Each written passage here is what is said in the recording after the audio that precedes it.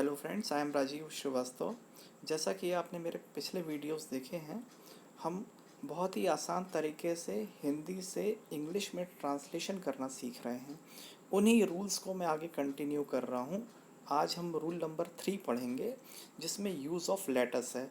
Latus का प्रयोग करना है। ऐसे कौन से हिंदी वाक्य हैं जिनको हम अंग्रेजी में ट्रांसलेट करते हुए लेटस का उपयोग करते हैं।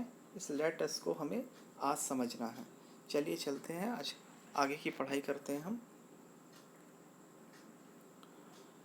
फ्रेंड्स, रूल नंबर 3 कहता है, जिस हिंदी वाक्य का प्रारंभ चलो हम, आओ हम से हो, उस वाक्य का इंग्लिश ट्रांसलेशन करते समय लेटस का उपयोग करके वर्ब की फर्स्ट फॉर्म को लगाया जाता है।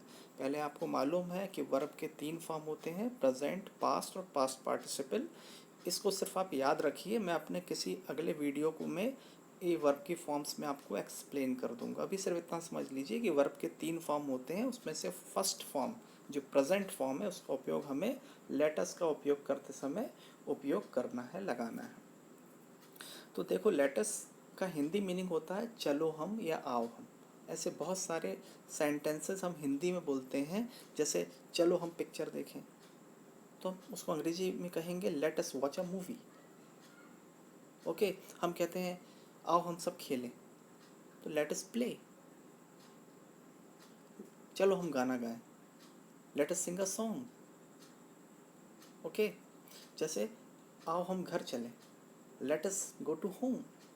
तो ये आपने बहुत ही सिंपल वे देखा कि चाहे हम मूवी देख रहे हों, घर जा रहे हों, कुछ खेल रहे हों, गाना गा रहे हों, कोई भी एक्टिविटी हमारे हिंदी में जुड़ी हुई है। चलो हम सब, जहाँ एक से ज़्यादा, दो से ज़्यादा फ्रेंड्स हैं, हम आपस में बोलते हैं चलो हम ये काम करें, तो बहुत सिंपली लेटस का उपयोग कर सकते हैं, इसको समझ सकते हैं। बहुत ही सिंपल वे है ट्रांसलेशन का, आप सभी लोग बहुत आसानी से इसको ट्रांसलेशन कर सकते हैं, ये मेरा विश्वास है। चलिए चलते हैं अगले रूल की तरफ। इस पर्टिकुलर रूल नंबर 3 का आप लोग स्वयं कुछ सेंटेंसेस बनाएं, तभी प्रैक्टिस होगी। अब आते हैं रूल नंबर 4 की तरफ। देखिए रूल नंबर 4 क्या कहता है। रूल नंबर 4 कहता है कि जिस हिंदी वाक्य के अंत में ता, ती आकर रहा, रही, रहे, ता, ती आकर रहा, रही, रहे आ जाए, तब उस वाक्य का इंग्लिश ट्रांसलेशन करते समय कंटिन्यू टू का प्रयोग करके वर्ब की फर्स्ट फॉर्म लगाते हैं। मतलब यहाँ पे ये समझ रहा है हमको कि ऐसे बहुत से हिंदी के सेंटेंसेस होते हैं जहाँ पर हम, जैसे एग्जाम्पल के तौर पर मैं आपको बताऊँ, हम गाना गाते रहे। यहाँ पे देखिए, गाते में ता आ रहा है, ओके, और रहे आ रहा है, ओके। तो वी कंटिन्यूड, एक सिंपल सा सेंटेंस है, continued to sing a song. We continued to sing a song मतलब कोई काम लगातार चलता रहा, ओके, किसी अमुक समय में। यहाँ पे समय नहीं है कल परसों नरसों कब, हम किसी अमुक समय की बात कर रहे हैं कि हम गाना गाते रहे। We continue to sing a song, okay. पानी गिरता रहा, यहाँ भी देखिए गिरता और रहा, तो it continue to rain, okay.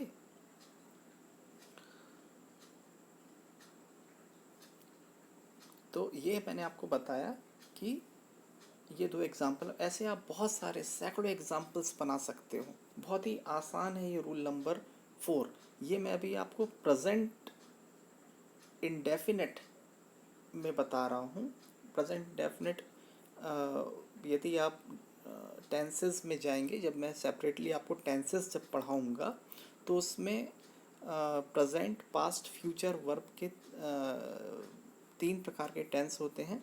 और जब हम उनको और डिवाइड करते हैं, प्रेजेंट इंडेफिनिट में, कंटिन्यूअस में, परफेक्ट में, परफेक्ट कंटिन्यूअस में, तो उस भाषा में मैं अभी आपको नहीं समझा रहा हूँ, ग्रामेटिकल वे में मैं नहीं जा रहा हूँ। सिर्फ आपको ये बताने की कोशिश कर रहा हूँ कि सिंपल वे में जब हम हिंदी में बातें करते हैं, तो वहाँ पे इन बात का ध्यान रखना है कि कंटिन्यू टू के साथ आप किस प्रकार की बातें कर सकते हैं अंग्रेजी में, ओके। इसी रूल नंबर 2 को हम आगे कंटिन्यू करेंगे। देखिए, ये तो मैंने बात की है प्रेजेंट की। अब यहाँ पे आगे लिखा हुआ है, देखिए ज़रा ध्यान से, इसी रूल नंबर 4 की बात मैं कर रहा हूँ। ओके, जिस हिंदी वाक्य में खाता गया, पीता गया, चलता गया आदि शब्द आ जाए उसमें भी इसी नियम का प्रयोग करते हैं।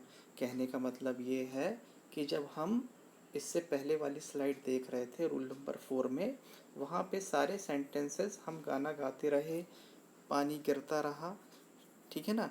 यहाँ पर हम यूज़ कर रहे हैं ता का और रही का या रहे का उपयोग कर रहे हैं।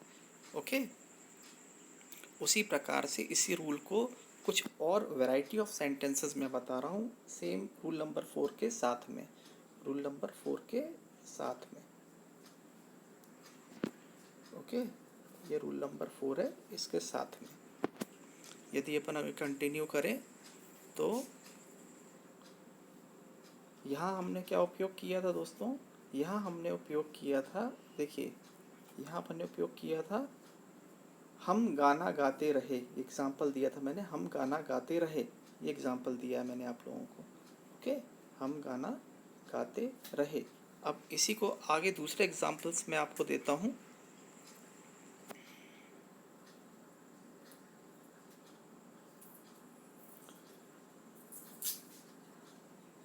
जिस हिंदी वाक्य में खाता गया, पीता गया, चलता गया, मतलब यहाँ से रहा, रही, रहे हटा दिया हमने, ता का उपयोग कर रहे हैं खाता, लेकिन रहा हटा दिया, रहे हटा दिया, यहाँ पे गया शब्द का उपयोग किया गया है।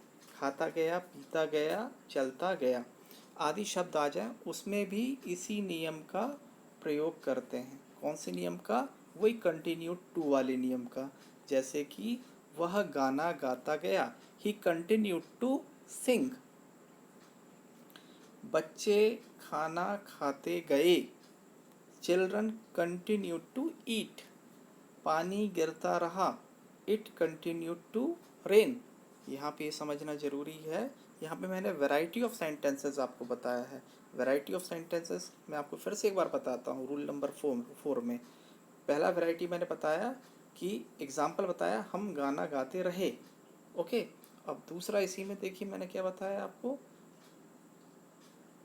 वह गाना गाता गया। ये देखिए वहाँ पे मैंने रहे शब्द का उपयोग किया था, यहाँ पे गया शब्द उपयोग किया है। ये बेसिक डिफरेंस है। तो ये वैरायटी हो गई, लेकिन ट्रांसलेशन सेम है।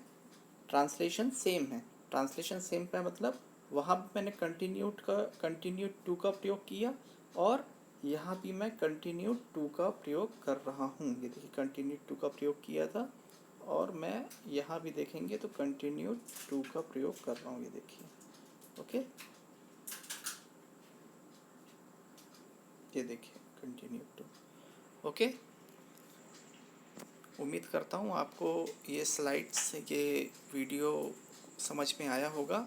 आप लोगों से मेरा एक अनुरोध है कि ऐसे बहुत सारे सेंटेंसेस जो हैं, जो रूल नंबर हमने 3 में पढ़े, ये देखिए रूल नंबर 3 में हमने सेंटेंसेस पढ़े लेटर्स के साथ में, इसके भी आप सेंटेंसेस बना के यूज़ कीजिए। उसके साथ ही रूल नंबर 4 में हमने कंटिन्यू टू का प्रयोग किया, इसके भी बहुत से सेंटेंसेस बना के आप यूज़ कीजिए और अपनी प्रैक्टिकल लाइफ में, अपनी डेली रूटीन में आप इन सेंटेंसेस का उपयोग कीजिए ताकि आप जल्दी अंग्रेजी सीखें। चलिए, thank you very much to all of you.